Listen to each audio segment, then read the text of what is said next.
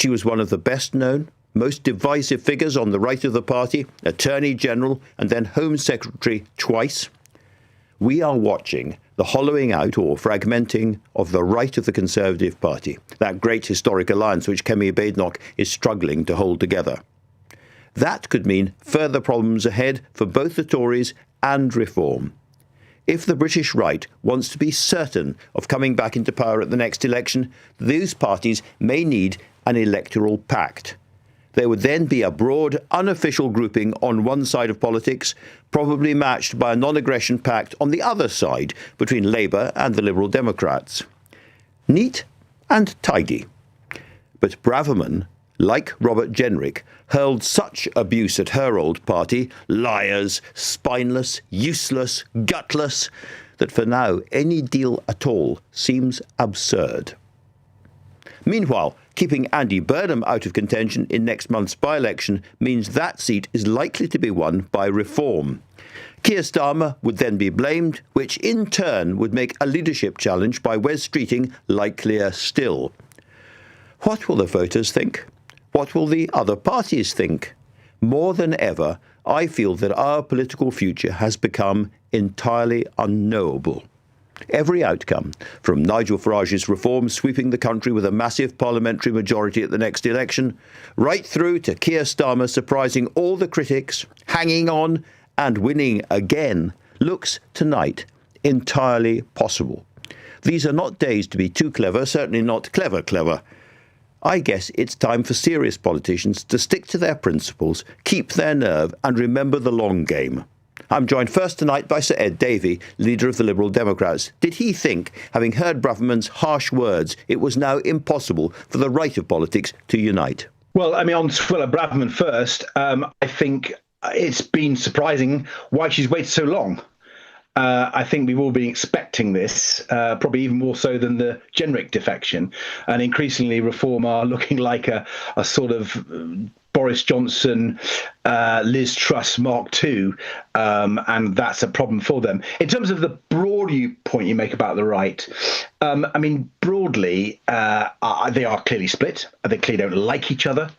There is debate, of course, amongst some of the right-wing journalists about whether there should be a pact or a deal. Personally, I've always been against pacts and deals. I think the public hate them.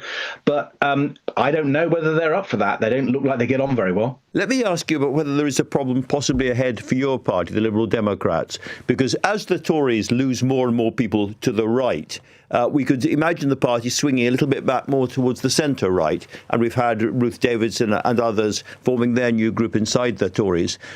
In a sense, you have been hoovering up some of those more centre-right voters as well.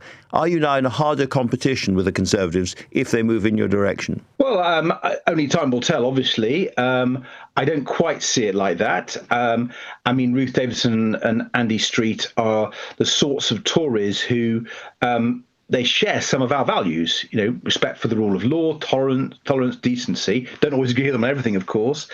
I think there's going to come a moment, Andrew, when they have to make a choice if Kemi Badenoch and the Tories end up putting Reform into power, despite these problems with those relationships. And if they do, I think they need to think about the Liberal Democrats. My door will be open if they decide not to go with Kemi Badenoch and do something with Reform. That's really interesting. Let me ask you about what's going on in the Labour Party at the moment. Keir Starmer has, in effect, blocked Andy Burnham from returning to the House of Commons and challenging him from the left for the party leadership and the prime ministership. Do you think that was a wise decision? And as somebody who steps, is across the chamber from Keir Starmer and has a kind of relationship with him every week, do you think that his time is running out? Well, on Andy Burnham, I've always had some time for Andy. I think the stuff he's done, the Hillsborough law and the duty of candour, I completely agree with. And I think the Prime Minister's been weak on that. He's actually always spoken up on social care, which has been a big issue for me. And I think the Prime Minister has failed on that. And I've always genuinely been impressed by some of the positions he's taken. And I think it's a sign of weakness that the Prime Minister and the National Executive Committee involved had to bar him. There's no doubt there's a sign of weakness. And I think that's a general problem for the Prime Minister. He came in. Everyone hoped there would be a real change from the Conservatives, and he'd lead that. He's made a lot of mistakes. He's looking increasingly weak, whether it's at PMQs or, frankly, in the broader media and public dialogue. And that creates an opening for the Liberal Democrats, by the way. But I think it means that Keir Starmer is in serious trouble. You have to plan ahead, as it were. Are you thinking about the possibility of a challenge to the Prime Minister this spring? I mean, that's such an issue for the Labour Party, and I find even these committees the Labour Party have that take these decisions a bit of a closed book to me. There's all sorts of circumstances we play for and plan for, obviously, but my biggest focus is on my own party and winning for our policies and our values. And we've got the May elections. We're focused, on Scotland, where I think we can do really well. I think there's a whole set of English council elections where we can do really well, building on our success last year when we came above the Tories and Labour for the first time in one set of May elections. First time we'd ever done it above both parties at the same time. And we won more council by-elections than any other party, including Reform, last year. So my focus, Andrew, as leader of the Liberal Democrats, is on that and planning how we continue to win. Sticking with the Prime Minister, however, I sit and watch Prime Minister's questions, and I've been listening to the kind of language or posture, if you like, that you take towards Donald Trump. Very, very different traditionally from Keir Starmer. Now, at the beginning of last week, Keir Starmer, as it were, stood up very strongly and used kind of Ed Davey-ish language about Greenland and Trump. And, of course, Donald Trump folded later. And then the same thing happened when Donald Trump cast a slur on British troops in Afghanistan. Do you take heart from a different kind of approach from the Prime Minister, from the British government towards the Trump administration than we've seen before? Well, I welcome the change in tone, but I don't think it's gone far enough. And I don't think they can take credit for either of the backdowns of Donald Trump. First of all, on Greenland, I think that was the European Union saying they'd got this bazooka of retaliatory tariffs that hit the American stock market. And no doubt Donald Trump's billionaire friend said, "Hold on, be careful. We don't want to be hit in the pocket." I'm afraid the Prime Minister didn't get on board and work with our European partners. So I don't think he can take any credit for the Trump back down on Greenland. As for the shocking, appalling comments of President Trump about British soldiers in Afghanistan, which, I still find incredible that anyone like him should say that, but he did. I think it was our king who wrote a note. I think it was the king who got Trump to back down. So I hope Number 10 aren't trying to take credit for that. Final question. We've been watching last few days the terrible scenes happening in Minnesota. With the confrontation between ICE and local people, no doubt organised against ICE. We've seen 2 killings. We've seen small children being taken out of that place and 1,000 miles away. Do you think that has an effect on British politics? Do you think when British voters look at what's happening in America, they think, no thanks, not here? I think they do. I've long been arguing that don't let Trump's America become Farage's Britain. And that's, linked to what ICE is doing, but it's also linked to the health service. He's taking away health support for the most vulnerable in America. I think Farage would like to do the same here. He'd like to Americanize insurance system. I think, gun laws, a whole range of different things that Farage seems to like about Trump's America. I think if Farage ever got his hands on the levers of power, you only have to look to Trump's America to see what he'd do with them. Well, big arguments. It's going to be a really interesting year ahead. So, Ed Davey, thanks so much. Thank you. As we have just heard, the Tories are losing quite a few big hitters on the right to Reform. Does that mean they would be better off tacking a little more towards the centre? Well, a new group has indeed been set up to tug the party back towards the mainstream, and one of its members is indeed the former leader of the Scottish Conservative Party, Baroness Ruth Davidson, who came in to tell me more about her new movement. We launched today. It's called Prosper UK. And as you can imagine for the name, it is an organisation that is set up to look at prosperity, to look at economic growth, business, investment, that sort of thing. So we've got quite a tight remit. We also see a need for it. So we've done a whole lot of polling and research before we started, thousands and thousands of people. And we found that there are 22 million people that identify themselves as either centre or centre-right in this country, of whom more than a third say there is no political party that represents them. So there's 7 million people out there in the centre-right band that feel politically homeless, unlistened to, ignored, as if we're not engaging. And we want to go out and reach them.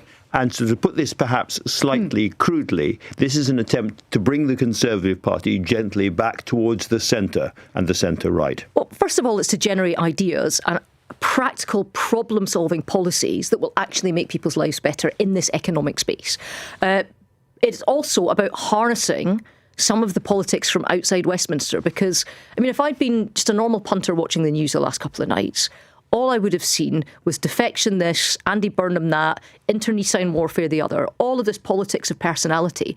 And I'd be shouting at my telly going, why are none of you addressing the problems and the challenges that Britain faces? And that's what we want to do. We want to really get in onto practical, pragmatic policy.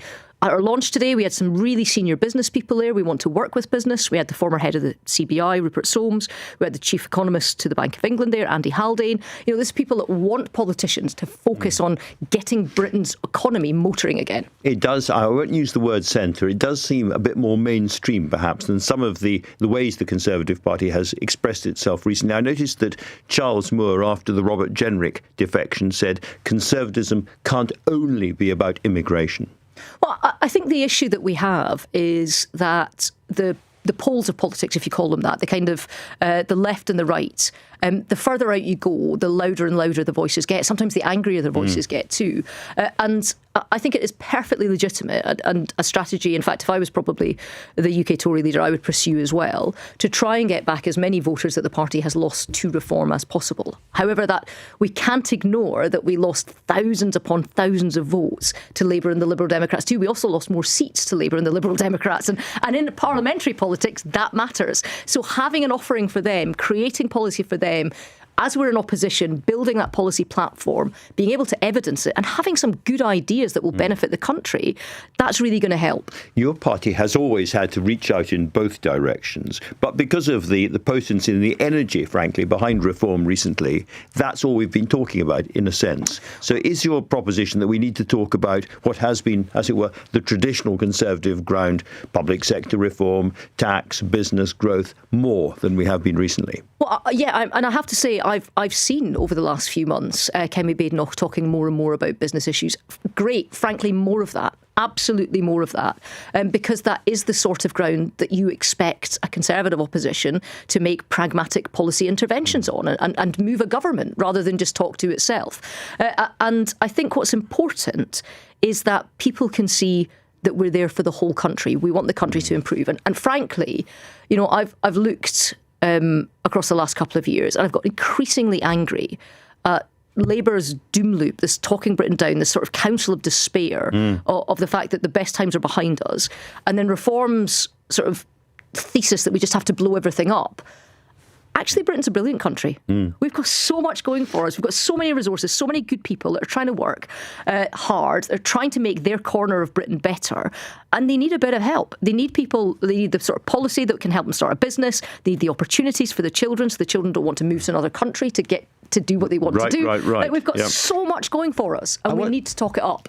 I want to ask you, Ruth, about tone, and specifically about anger. Suella Braverman, a bit like Robert Jenrick, as she leaves the Conservative Party, is really abusive about it. Gutless, liars, no spine, and the rest of it. And these kind of allegations thrown around in politics. When and why did we become so angry with each other? Well, look, I think we've imported some good things from America, and we've imported some things that are less good. And I think the sort of debasing of the tone of politics is one of the things that are less good. The idea that you can insult somebody that you disagree with just because you disagree with them, rather than have a clash of ideas and do it in an agreeable manner. I think that calling people liars just because they've come up with a different solution to a problem than you would have.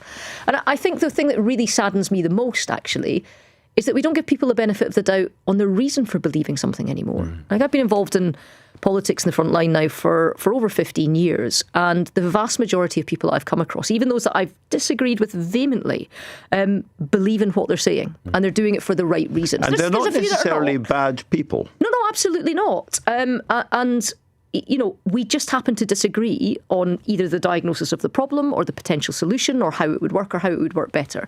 And I think getting back to that would be helpful. I don't want to sound like a Pollyanna, like I'm not naive, but the tone from the people that are in the public eye matters because it guides people elsewhere. And Absolutely. If you have that debasement, that coarseness, that anger, that fury across the country, then you can see it played out in other aspects of life rather than just in politics. And, I don't want an angry country. I want a country that can see the good in people and that works towards a better future for all of us. That maybe is a bit Pollyanna-ish. But, in a less Pollyanna-ish final question, does the defection of Suella Braverman make the Conservative Party weaker or stronger?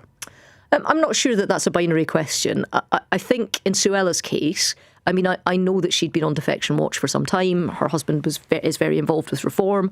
I think in terms of the way Kemi Badenoch is going to be looking at doing a kind of fresh relaunch after the May elections, I think having discontented people out of a grouping, it actually can be quite helpful. I think it always is bad for a day or two's headlines, but in terms of the longer term, you want people that are committed Conservatives, that are there, that are willing to put their shoulders to the wheel and willing to do the hard yards of opposition to get back into government. So having Robert Jenrick out of the party maybe makes her position stronger. Well, I think that Robert Jenrick leaving the party was a clear diagnosis that her position had become stronger. I think if he thought she was going to go, if she would fall as leader after the May elections, I think he would have stuck around because he's waited a long time. He had dreamed of becoming the Tory party leader. I don't think he ever dreamed of becoming Nigel's number 2, number 3 or number 4 in some other entity. But he knows her position is secure. And this grouping today wants to see Kemi Badenoch as the next Prime Minister of this country. We don't want a leadership election. We want the Conservatives to have a broad church coalition of both voters and policies. And we want back on the pitch again. Ruth Davidson, Lady Davidson, we will be watching Prosper very, very closely, I'm sure, over the next few years. Thanks so much for coming in. Thank you. Much of the press went absolutely wild with excitement about the idea of a Labour civil war after the block on Andy Burnham's by-election hopes. How much of a problem will this be for the Prime Minister? 6:22. Reform's latest recruit, the former Home Secretary Suella Braverman, joined Nigel Farage this afternoon for a press conference at Westminster. Our deputy political editor, Aggie Chambray, was there, and she has scooted it here to give us all the latest. Aggie.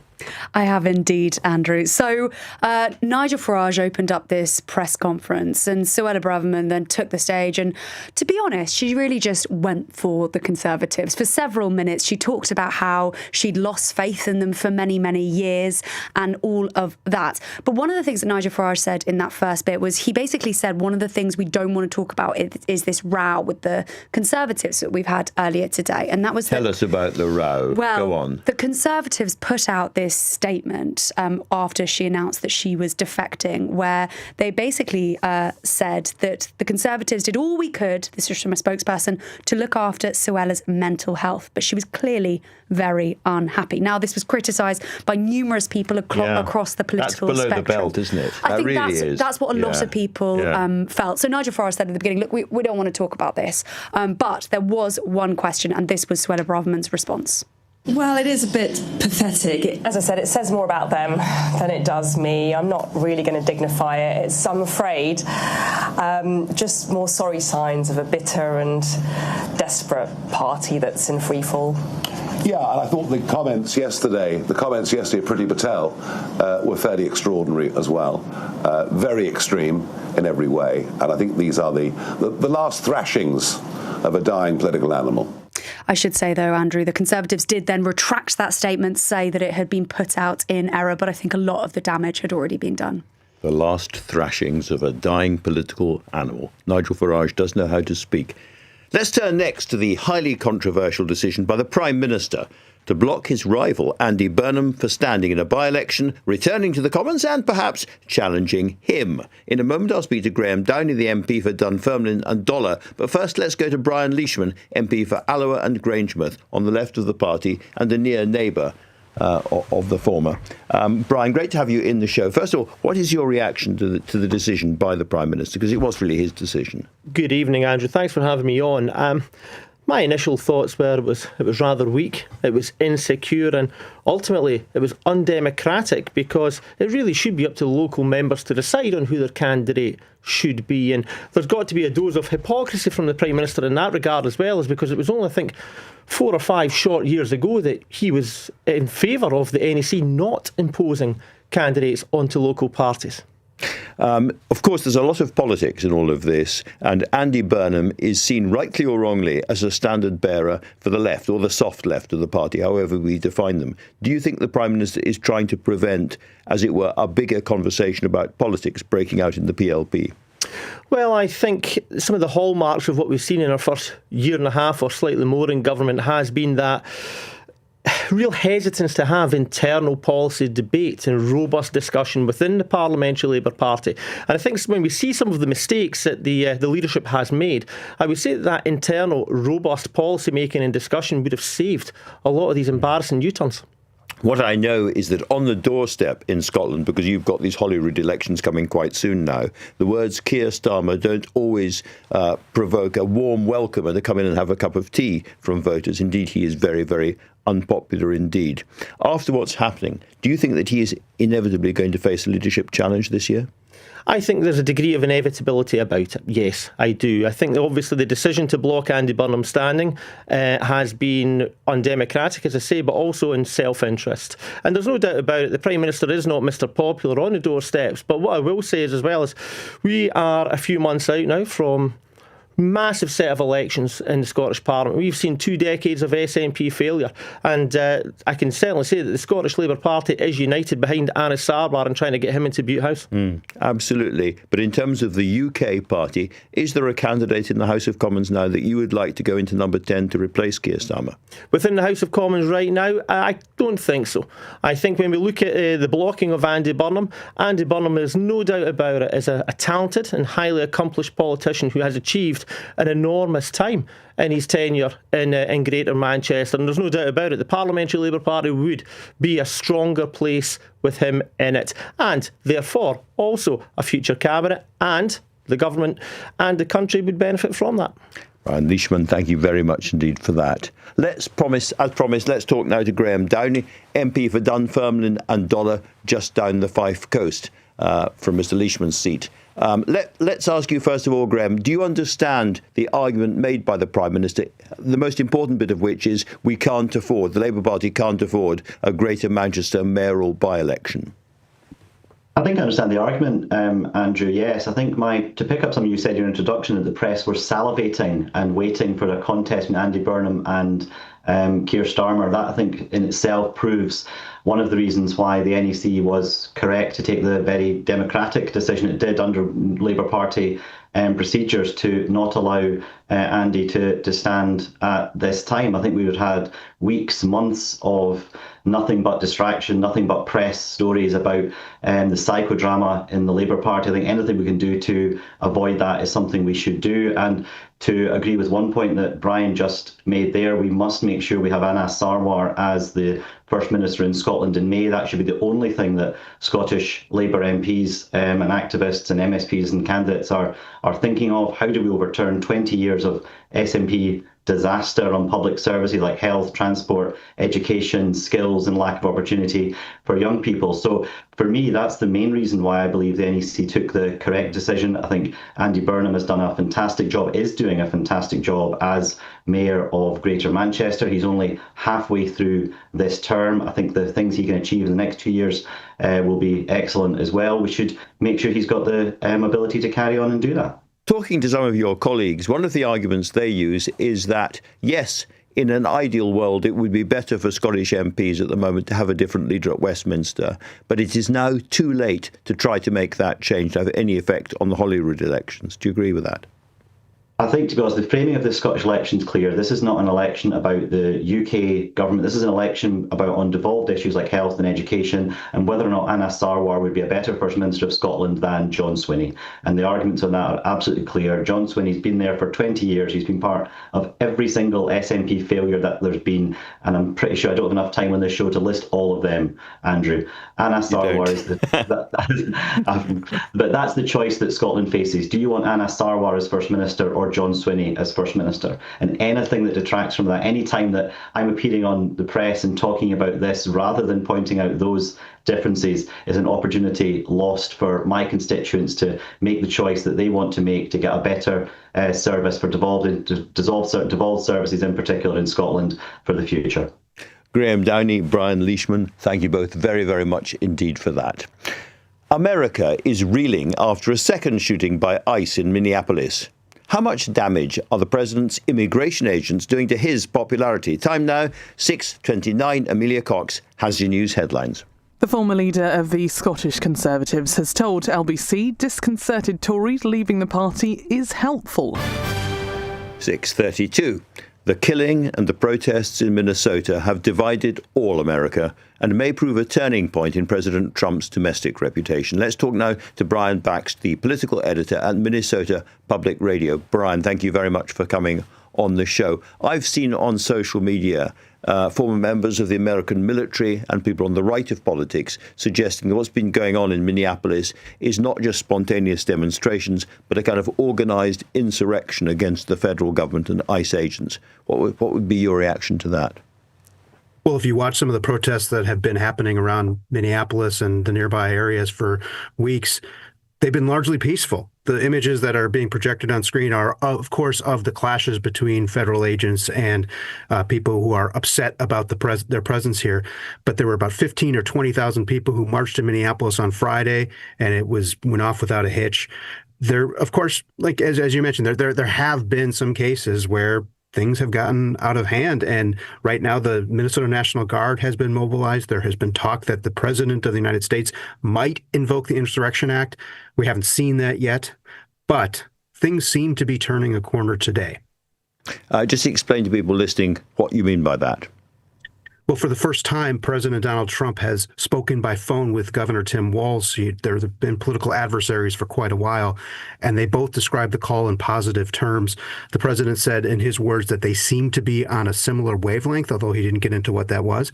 The governor's readout of the call was that the president would be open to scaling down this few thousand agent presence here in Minnesota, and also be open to involving state investigators into the shooting death probes involving 2 Minnesota residents, 2 U.S. citizens who have been observers who were shot by federal authorities over the past few weeks. Well, that's very important, a certain walking back from that. How has it felt in your state? Has it felt that in some sense you've been under siege?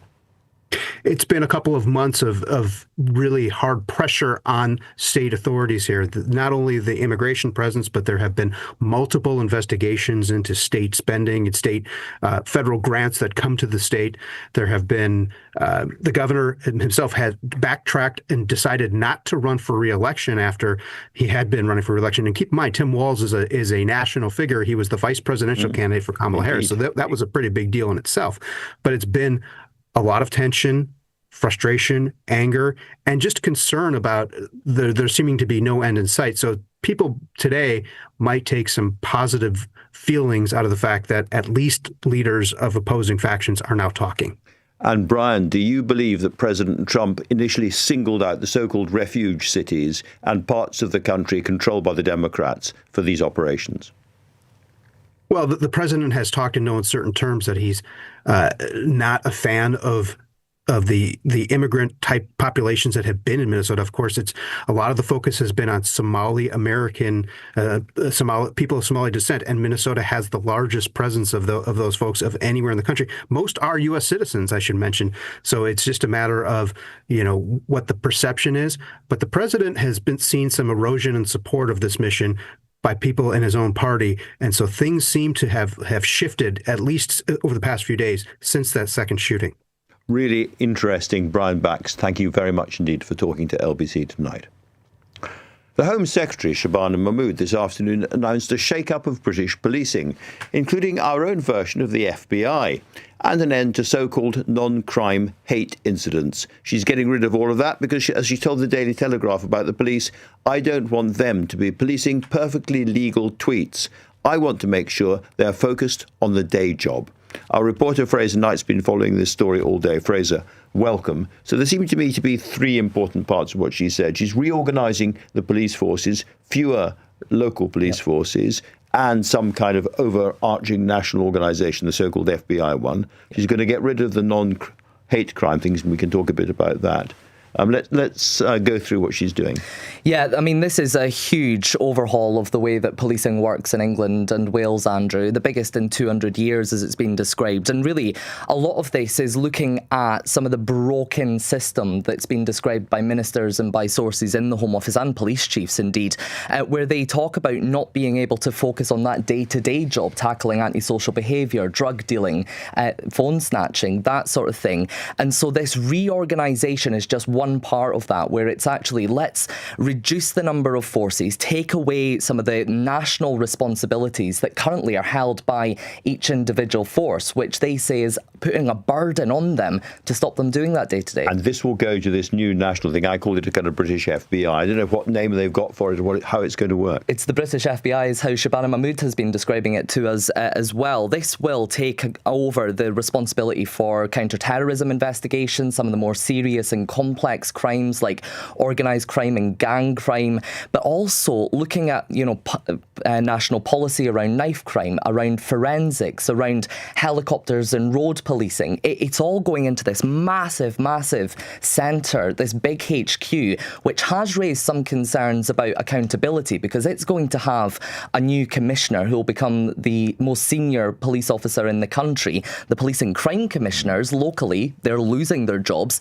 They've said that they're worried that this is putting the power into the hands of two people, the Home Secretary and that Commissioner. They're worried about the accountability there. It's definitely a centralising move. Let me ask you about the so-called non-crime hate incidents. That's, people will remember the Graham Linehan case when he was arrested when he came back to Heathrow Airport. This is people who have been tweeting perhaps offensive things about community groups or minority communities or trans people or whatever it might be.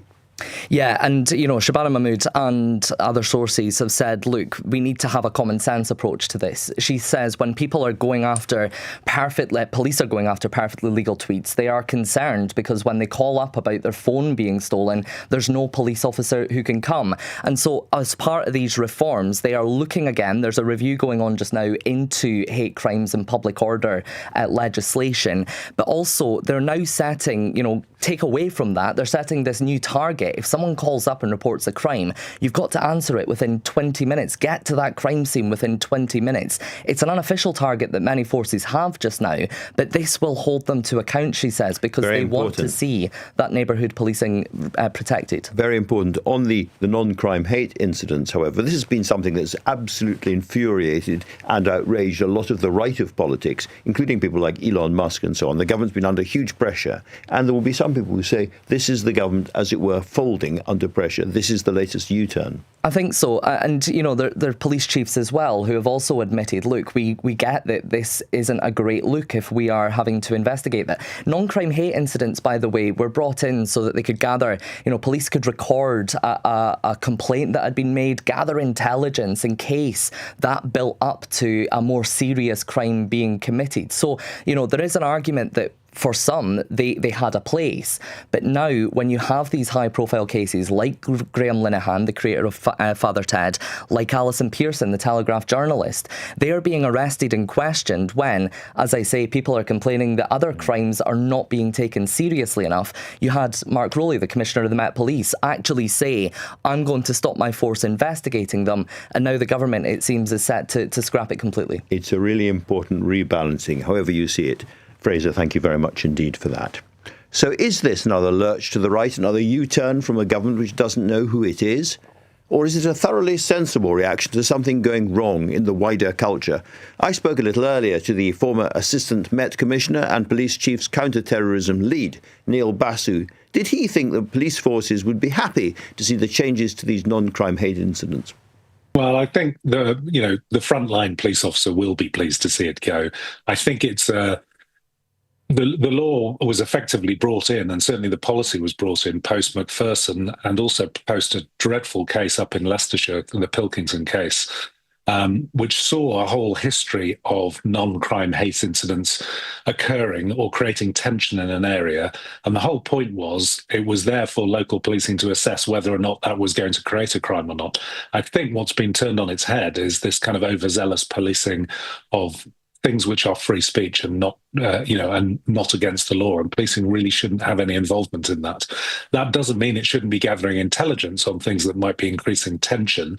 Otherwise, we wouldn't monitor extremism, which was not unlawful, but we'd still be doing that. So I'm nervous when we say bin it. I mean, it's not really about binning it. It's about not wasting time investigating unlawful acts, but making sure that you still have the full intelligence picture. So it's a question of proportion and how much time the police should be spending on things. And I guess in the end, that's up to the chief constable and up to the police hierarchy in the area.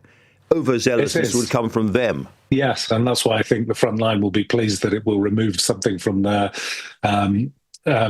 to-do list. But unfortunately, if it results in not monitoring potential intelligence, which might give you a better understanding of where and when to deploy your resources, that would be neglectful too. So you're quite right. It's about proportion. And what's happened over the years is the response to non-crime hate incidents has been completely disproportionate and has made policing look rather stupid in some respects. Stupid and woke. So yes, for a lot it's of good. Well, yeah. I mean, I have an attitude around the use of the word woke, and the culture war has become a terrible thing. I mean, woke as it was intended back in the 1960s, alert to racial and social justice, is an incredibly important thing. And I think police officers who don't understand that or are not alert to cases of racial and social injustice really ought not to be carrying the badge. So I have a slightly different, not the way woke has become used in the last couple of years. Very sound point, if I may say so. Let me ask you about two other things that have emerged today. One is the minimum response times for emergencies for the police. I think it's 15 minutes in rural areas and 10 minutes in built-up urban areas. And also the minimum response time for 999 calls, which I think the Home Secretary is saying must now all be answered within 10 seconds. Those are quite tight, strict limits. Do you think they're deliverable? I think they are deliverable. They're challenging. They'll only be deliverable if chief constables have the correct resources to deploy quickly. But it's a fundamental promise that policing makes to the public to keep them safe. And to keep them safe, they've got to be quick, they've got to be competent when they get there, and they've got to be compassionate. This is a Home Secretary who's seeing fit for the first time in, well, certainly since the reforms of 2012 and a Conservative administration that brought in police crime commissioners and effectively gave local accountability and local pressure to chief constables. This is a Home Secretary who's using the Home Office to lean in and make put chief constables under pressure. And I don't think it's any bad thing to have performance pressure or the league tables or the kind of performance indicators she's talking about, or the ability to effectively send people into failing forces and make them better. I mean, the rest of the public service has been used to that. I don't think it compromises operational independence. I think most chiefs will probably welcome the Home Office leaning in. Certainly my information is that 90% of chiefs do applaud the various announcements that have been made to date. And part of this does seem to be a slight tendency to centralise again under this Home Secretary. We've had talk of a so-called British FBI. I'm personally slightly confused as to what that might be and how it would work, but what's your reaction? I mean, you had a big counter-terrorism role in the Met, so you know what it's like bringing different forces together for a higher purpose. Yeah, and I'm a senior advisor at the Police Foundation that worked with Michael Barber on the police reform report. And it looks to me that that's been used as a bedrock for this latest bill that we're expecting today, or the latest white paper we're expecting today. And I think a lot of this is about both strengthening local policing and strengthening national policing. So I know it's confusing for the public because my whole experience, and I've been through every rank in policing, is that you care about the police constable or the sergeant you see on your street. You care about the person who's in charge of your town, and you care who the chief constable is when you see them on the front page of a national newspaper. You don't care about the other 6 ranks in between or how they're organised or what's happening, as long as the police answer your call, come quickly, and are competent and compassionate. So I think a lot of this is sort of dressing up what this should be for, which is to make policing more effective and efficient. And 43 police forces in England and Wales and Northern Ireland and Scotland has seen a inconsistent patchwork quilt of policy, procedure, standards, your performance is a postcode lottery. So this is an attempt, I think a good attempt, to nationalise standards and to make chief constables aware that some of the things they have to do have got to be mandated wherever you are. So I don't see that as a problem leaning in. And the national side of it is to release some resource back to local policing to strengthen those communities and strengthen local priorities by not being abstracted constantly for every major crime, every major protest. And most of those 43 forces, they are simply not resilient or well-equipped, well-funded or skilled enough to be able to cope with that kind of level of crime or to deliver that kind of specialist response. So, for instance, helicopters, roads policing, major riot capability to quell protest. But alongside that, counter-terrorism, serious and organised crime, cybercrime, and fraud. Most small police forces have no chance of doing that alongside a whole raft of burglary, robbery, theft, antisocial behaviour, the things that affect the majority of the public every day. So you have to strengthen both sides of it. And I think that's eminently possible, provided it has political will and the will of all the chief constables. I'm being told that is definitely the case, which is slightly surprising but very gratifying. Well, you make it sound very, very positive indeed, and perhaps that's what will happen. But I guess an awful lot of people listening will say, well, for me, the test is shoplifting in my local area visibly reduced? Am I less frightened about having my phone nicked on the street? Do I see a difference? Do you think this package of reforms, and I don't use the word bureaucratic necessarily in a negative sense, but they are bureaucratic, they're organisational reforms. Do you think people will see a difference on their street in their communities? If they get this right, if there's enough funding to make the change possible, if they don't abandon it halfway through because it becomes too difficult, which has happened before. So in 2005, we looked at forced mergers. Chief constables were allowed to do it if they volunteered, or when police crime commissioners came in, if they volunteered to merge with their force. That half-hearted attempt was poorly implemented, poorly financed, and poorly supported. If they get it right, the acid test will be, does it make policing more efficient and more effective so that the public sees more crime being solved and feels safer on their streets? It's got every possibility of doing that. I helped advise on this stuff. So that's pretty much the reason I'm supporting it. But it will fail without political will and without the pump priming, the funding to make the change work. Yeah. Long term, it will save hundreds of millions of pounds, but it will not work if it's done in a half-hearted way. All one can say is fingers and toes crossed. Neil Basu, thank you very much indeed. Thank you, Andrew. Big moment, therefore, and the Home Secretary will be taking your calls tomorrow morning with my colleague Nick Ferrari, so tune in, please, for that. An AI purple-haired goth girl has taken social media by storm as a computer-generated mouthpiece for right-wing ideology online. We're going to take a closer look at that in a few minutes, but the time now is 6:49. Coming up. 6:51. Now, if you thought China's Xi Jinping was one of the world's most powerful people, he's just got even more powerful today after the country's most senior general, Zhong Youshi, was placed under investigation for suspected serious violations of discipline and law. Accused, it seems, of leaking nuclear secrets to the Americans. Now, Xi takes charge of the military himself.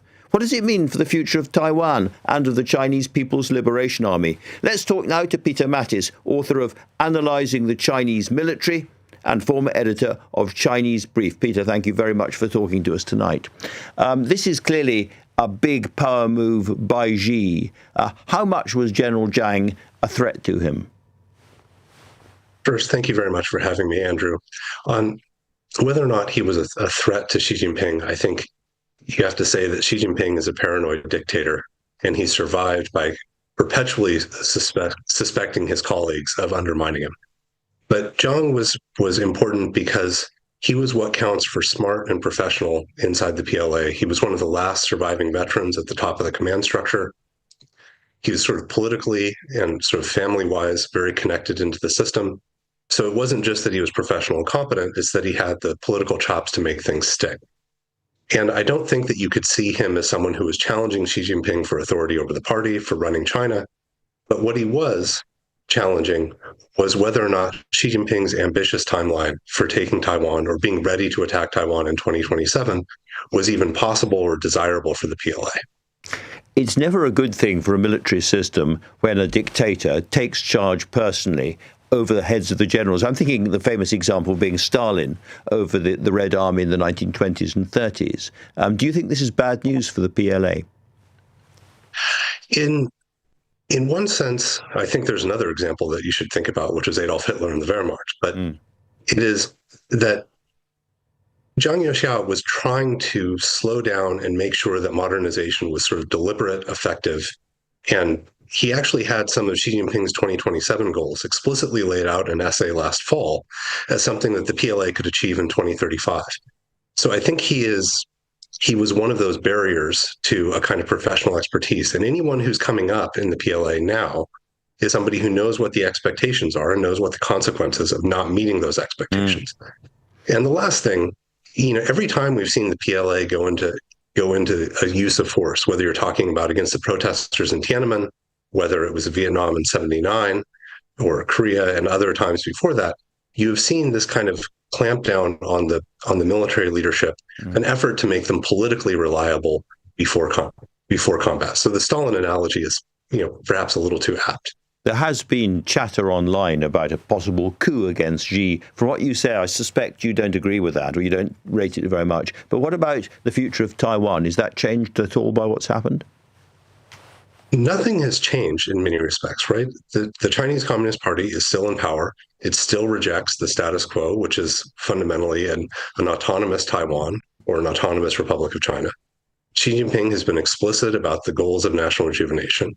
And I think we should look at how Xi Jinping has behaved. He hasn't just purged the party, purged the PLA, purged the bureaucracy because he says, oh, I need to be in charge. It has been for the purpose of achieving China's the party's national goals, achieving the original mission of national rejuvenation.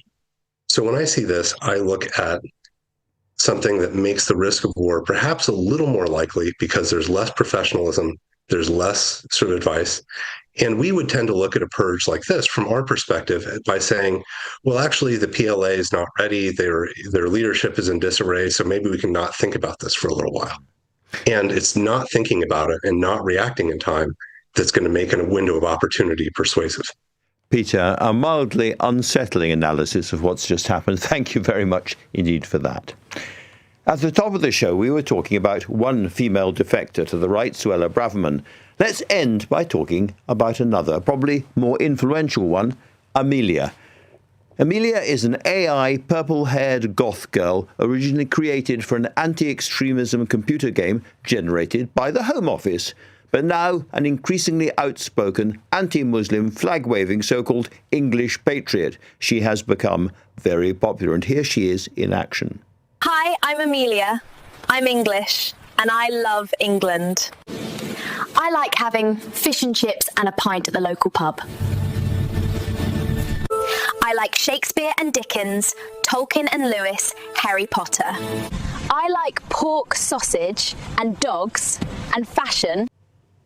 There's a bit more to her than pork sausage. Let's talk now to Will Guide, LBC's technology correspondent. Will, this is the first time I can remember a really, really popular, I mean, in this case, very clearly sort of right-wing or far-right figure being generated by AI and just going viral online.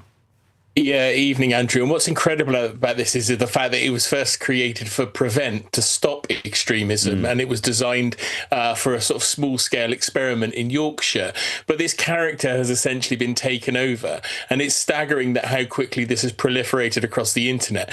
The middle of last week, from nothing at the start of January, there were 12,000 posts involving this character in one day. So people are now rapidly generating this character, putting it into AI videos, putting it into all the kind of right-wing tropes, challenging about pork, sausages, and all sorts of things with racist stereotypes. But the other thing that's perhaps most damning about this is Elon Musk himself has now retweeted an account which has created a cryptocurrency behind this particular meme. So you can now get an Amelia coin because, let's face it, right-wingers need another cryptocurrency. But Elon Musk is now promoting that. And this is monetizing hate. This is one of the clearest examples we've ever had of somebody trying to make money out of right-wing hatred. And we get hatred from all sides on the internet, but this is very clear where this is coming from. And the AI account, for example, Andrew suggests is English. I'm of high confidence those videos did not originate in England. They were made outside of the country as disruptive tactics through deepfakes and other technology. Well, it just makes me think. I spend my time analysing the language used by, Robert Jenrick or Keir Starmer or whatever. Perhaps we're all completely behind the times. In other words, the language we should be looking at is the language created by entirely fictional AI avatars.